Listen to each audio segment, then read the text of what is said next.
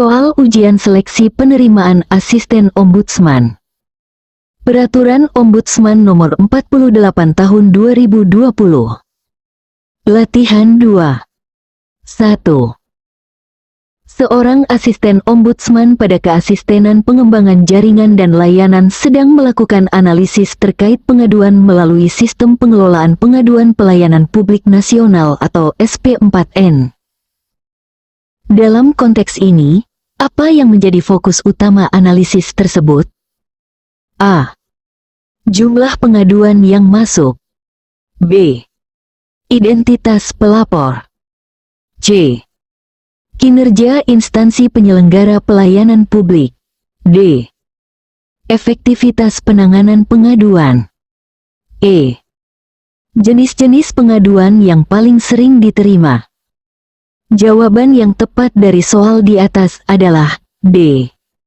Pembahasan dari pertanyaan di atas yaitu bahwa berdasarkan pasal 15 huruf E, salah satu fungsi keasistenan pengembangan jaringan dan layanan adalah melakukan analisis terkait pengaduan melalui Sistem Pengelolaan Pengaduan Pelayanan Publik Nasional atau SP4N.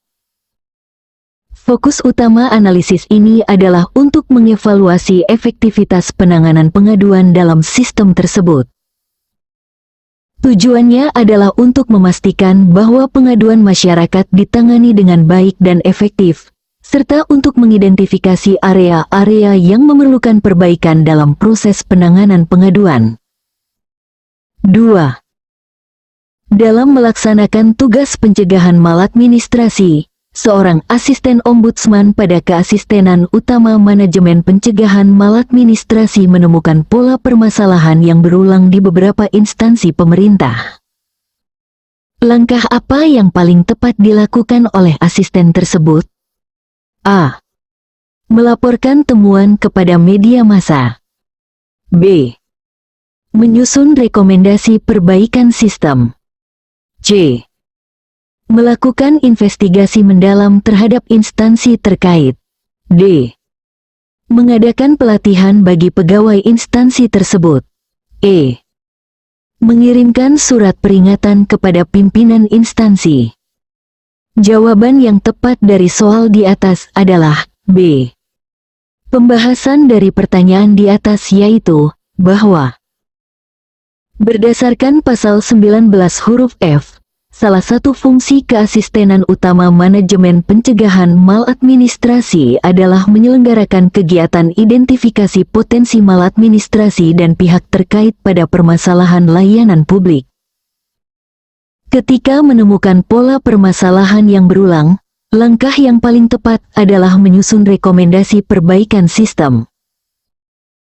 Hal ini sejalan dengan fungsi pencegahan maladministrasi, di mana tujuannya adalah untuk mencegah terjadinya maladministrasi di masa depan melalui perbaikan sistem yang ada. 3. Asisten ombudsman pada keasistenan deteksi sedang melakukan inventarisasi permasalahan layanan publik. Dalam proses tersebut, ia menggunakan metode pemetaan terhadap data laporan. Apa tujuan utama dari penggunaan metode ini? A. Mengklasifikasikan jenis-jenis pengaduan. B. Mengidentifikasi instansi yang paling sering dilaporkan. C. Menentukan permasalahan layanan publik, pihak yang diduga terlibat, dan potensi maladministrasi. D. Menghitung jumlah total pengaduan yang masuk. E. Mengevaluasi kinerja ombudsman dalam menangani pengaduan. Jawaban yang tepat dari soal di atas adalah C. Pembahasan dari pertanyaan di atas yaitu bahwa berdasarkan pasal 22 huruf D, salah satu fungsi keasistenan deteksi adalah melakukan telaah atas hasil kompilasi dan pemetaan dalam rangka menentukan permasalahan layanan publik, pihak yang diduga terlibat dan potensi maladministrasi pada permasalahan layanan publik. Penggunaan metode pemetaan terhadap data laporan bertujuan untuk mengidentifikasi pola-pola permasalahan, mengidentifikasi pihak-pihak yang terlibat, dan mendeteksi potensi maladministrasi dalam layanan publik. Hal ini memungkinkan Ombudsman untuk memiliki pemahaman yang lebih komprehensif tentang situasi layanan publik dan mengambil tindakan pencegahan yang tepat. 4. Seorang asisten Ombudsman pada keasistenan perlakuan pelaksanaan saran mendapati bahwa sebuah instansi pemerintah belum sepenuhnya melaksanakan saran yang telah disampaikan oleh Ombudsman. Apa tindakan yang paling tepat dilakukan oleh asisten tersebut? A. Memberikan sanksi administratif kepada instansi terkait. B. Melaporkan instansi tersebut kepada penegak hukum. C. Melakukan komunikasi dan koordinasi dengan instansi penerima saran dalam rangka pendampingan. D. Mengumumkan ketidakpatuhan instansi tersebut kepada publik. E. Menghentikan pemantauan terhadap instansi tersebut. Jawaban yang tepat dari soal di atas adalah C. Pembahasan dari pertanyaan di atas yaitu bahwa berdasarkan pasal 25 huruf D, salah satu fungsi keasistenan perlakuan pelaksanaan saran adalah melakukan komunikasi dan koordinasi dengan instansi penerima saran dalam rangka pendampingan. Ketika sebuah instansi belum sepenuhnya melaksanakan saran Ombudsman, tindakan yang paling tepat adalah melakukan komunikasi dan koordinasi untuk memberikan pendampingan. Hal ini bertujuan untuk memastikan bahwa instansi tersebut memahami saran yang diberikan dan dapat mengimplementasikannya dengan baik, serta untuk mengidentifikasi dan mengatasi hambatan-hambatan yang mungkin dihadapi dalam pelaksanaan saran tersebut. 5. Dalam rangka meningkatkan kualitas pelayanan publik, Asisten Ombudsman pada keasistenan manajemen pengetahuan dan penilaian kepatuhan diberikan tugas untuk merancang struktur pengetahuan pencegahan maladministrasi. Apa aspek paling kritis yang harus dipertimbangkan dalam merancang struktur tersebut? A. Ketersediaan anggaran untuk implementasi. B. Kesesuaian dengan standar internasional. C. Kemudahan akses dan penggunaan oleh seluruh pemangku kepentingan. D. Tingkat kerahasiaan informasi. E. Kecepatan pemrosesan data. Jawaban yang tepat dari soal di atas adalah C. Pembahasan dari pertanyaan di atas yaitu bahwa berdasarkan pasal 28 huruf C, salah satu fungsi keasistenan manajemen pengetahuan dan penilaian kepatuhan adalah merancang struktur pengetahuan pencegahan maladministrasi. Dalam merancang struktur tersebut, aspek yang paling kritis untuk dipertimbangkan adalah kemudahan akses dan penggunaan oleh seluruh pemangku kepentingan.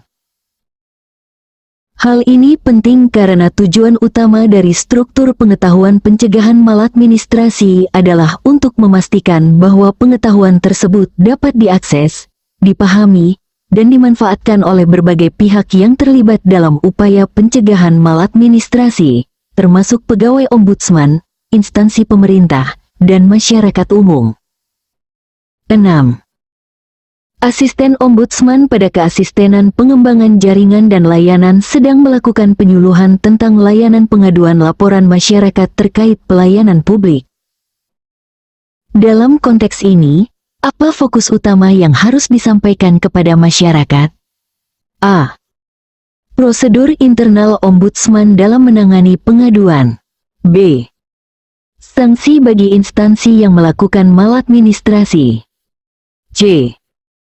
Cara menggunakan Sistem Pengelolaan Pengaduan Pelayanan Publik Nasional atau SP4N. D. Sejarah pembentukan lembaga Ombudsman. E.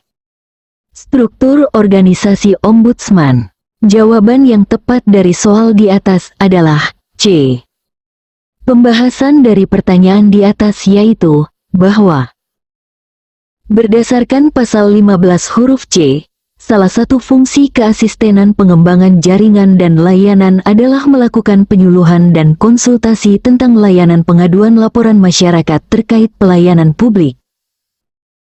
Dalam konteks ini, fokus utama yang harus disampaikan kepada masyarakat adalah cara menggunakan Sistem Pengelolaan Pengaduan Pelayanan Publik Nasional atau SP4N.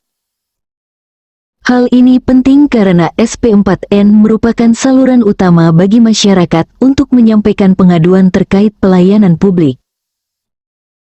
Dengan memahami cara menggunakan sistem ini, masyarakat dapat lebih efektif dalam menyampaikan pengaduan mereka, yang pada akhirnya akan membantu meningkatkan kualitas pelayanan publik. 7.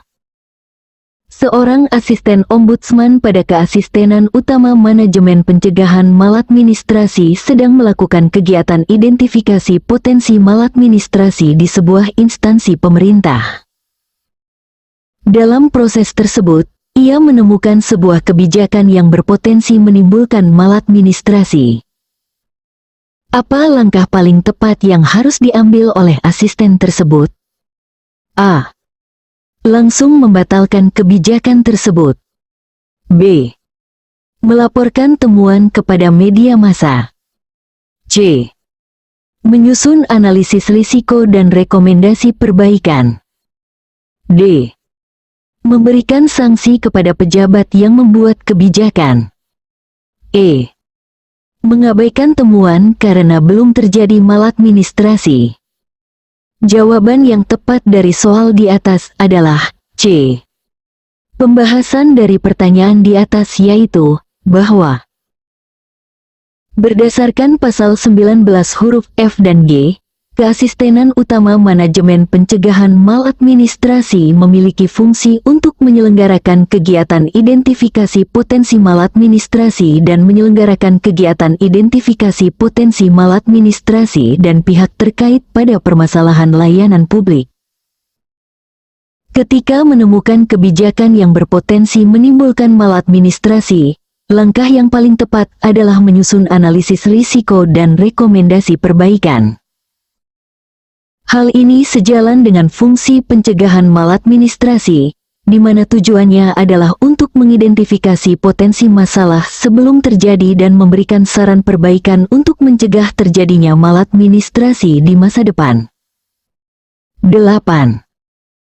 Dalam melaksanakan tugas deteksi, seorang asisten ombudsman pada keasistenan deteksi melakukan penelusuran informasi terkait situasi terkini dari suatu permasalahan layanan publik. Apa tujuan utama dari kegiatan penelusuran informasi ini? A. Mengumpulkan bukti untuk proses hukum. B. Memperbarui database ombudsman. C. Menentukan sanksi yang tepat bagi instansi yang melanggar. D.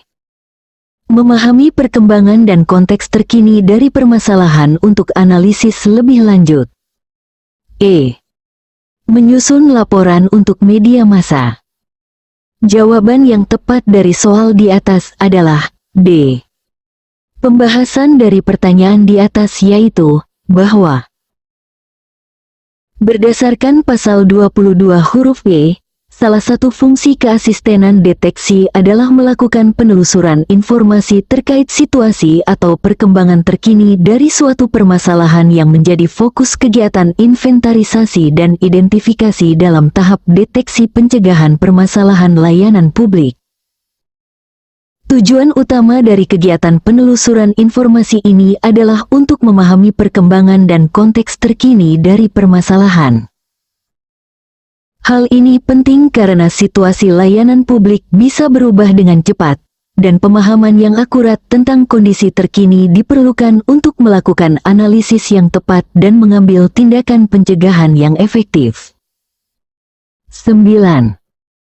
Asisten ombudsman pada keasistenan perlakuan pelaksanaan saran sedang melakukan pemantauan terhadap pelaksanaan hasil analisis dan penyusunan saran oleh instansi penerima. Dalam proses tersebut, ia menemukan bahwa instansi tersebut mengalami kesulitan dalam mengimplementasikan beberapa poin saran.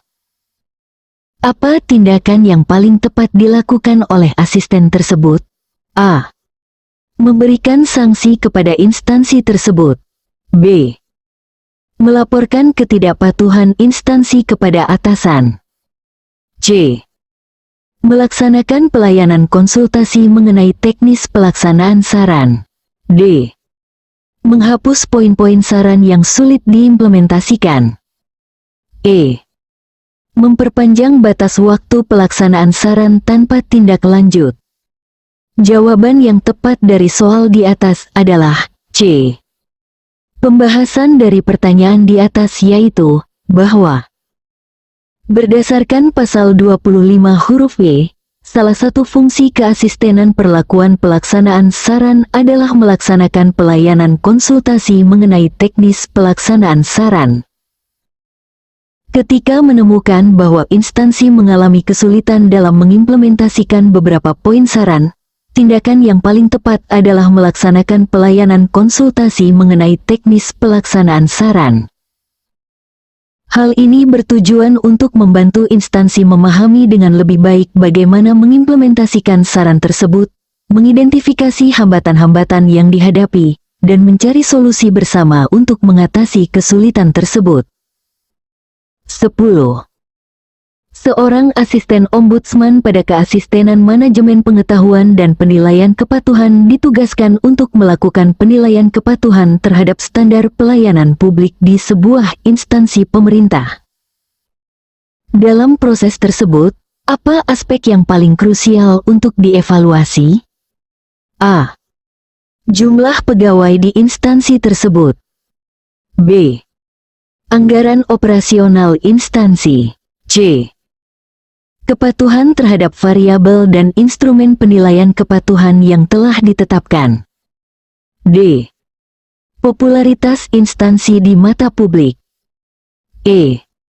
Lama berdirinya instansi tersebut. Jawaban yang tepat dari soal di atas adalah C. Pembahasan dari pertanyaan di atas yaitu bahwa berdasarkan pasal 28 huruf L dan M, keasistenan manajemen pengetahuan dan penilaian kepatuhan memiliki fungsi untuk melakukan penyusunan dan pembaharuan variabel serta instrumen penilaian kepatuhan, serta melakukan pengembangan dan pembaharuan sistem informasi penilaian kepatuhan. Dalam melakukan penilaian kepatuhan terhadap standar pelayanan publik, aspek yang paling krusial untuk dievaluasi adalah kepatuhan terhadap variabel dan instrumen penilaian kepatuhan yang telah ditetapkan. Hal ini penting karena variabel dan instrumen tersebut telah dirancang secara khusus untuk mengukur tingkat kepatuhan instansi terhadap standar pelayanan publik yang berlaku.